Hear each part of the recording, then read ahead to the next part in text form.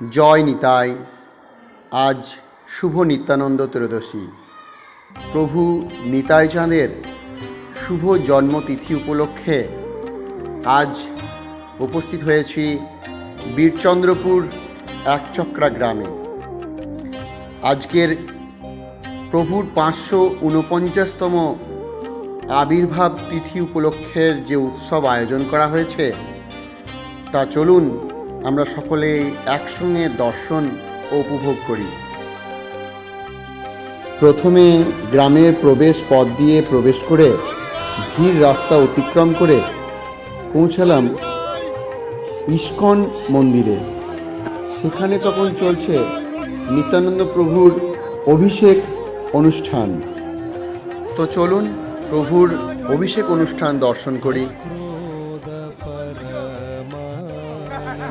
আগত দর্শনার্থীদের দর্শনের সুবিধার জন্য মূল গর্ভ মন্দিরের ঠিক বাইরেই মন্দির চত্বরের মধ্যেই অভিষেক অনুষ্ঠানের আয়োজন করা হয়েছিল।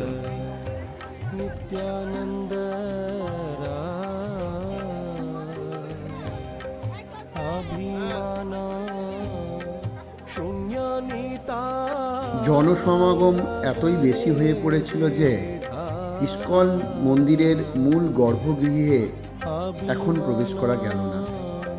তাই আমরা এখন চলে এসেছি নিতাই বাড়ি, অর্থাৎ নিত্যানন্দ প্রভুর মূল জন্মস্থান দর্শনে।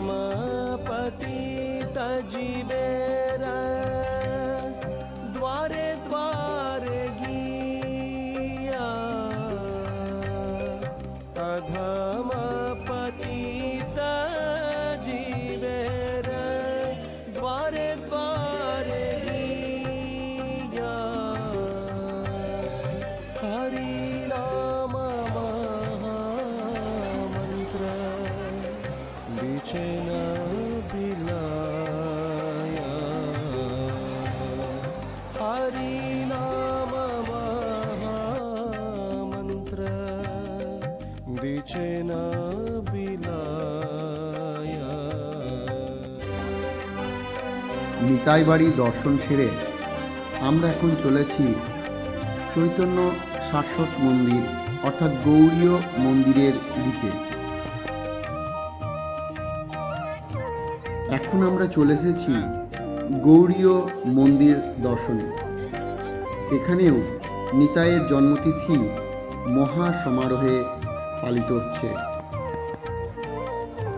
বলা বাহুল্য একচক্রা গ্রামের সবকটি মন্দিরেই নিতাই চাঁদের জন্মতিথি মহা সমারোহে পালিত হয় এবং এই মহা উৎসব দর্শনে দূর দূরান্ত থেকে অগণিত ভক্ত সমাগম হয়ে থাকে। ভক্তদের জন্য সবকটি মন্দিরেই বিনামূল্যে প্রসাদের ব্যবস্থা থাকে।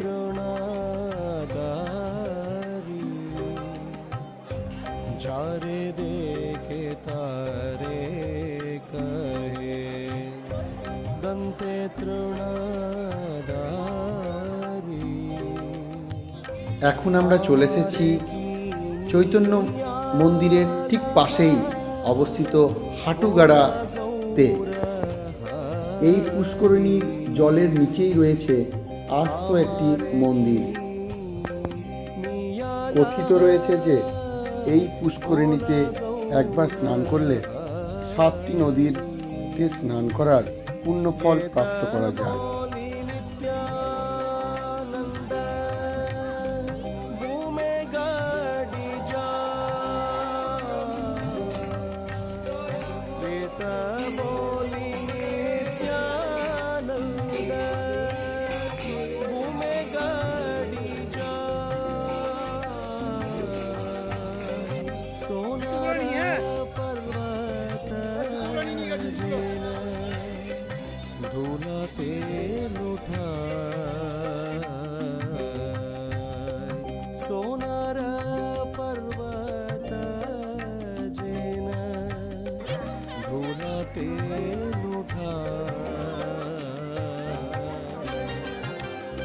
প্রসাদ পাওয়ার জন্য আমরা আবার উপস্থিত হয়েছি নিতাই বাড়িতে।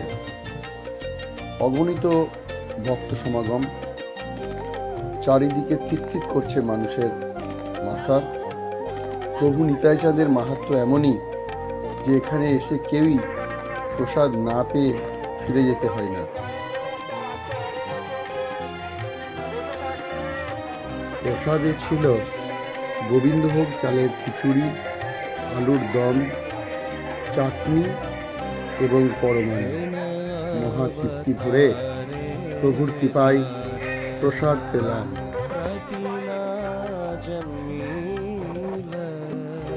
প্রসাদ পাওয়ার পর এখন আমরা চলে এসেছি ইস্কন মন্দিরে গর্ভগৃহ দর্শন করব বলে।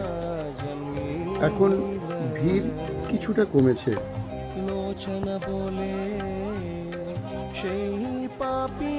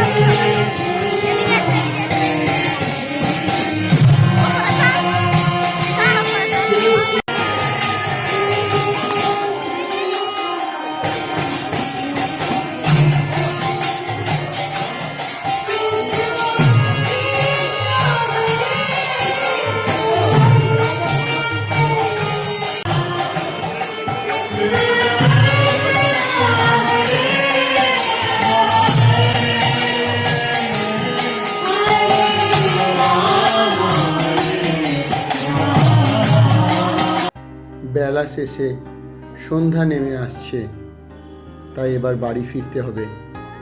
আজকের মতো ভিডিও এখানেই সমাপ্ত করছি। বাঁকাড়ায় দর্শন আজ করা গেল না, আগামী কোনো একদিন আমরা সকলে একসঙ্গে বাঁকাড়ায় দর্শন করব।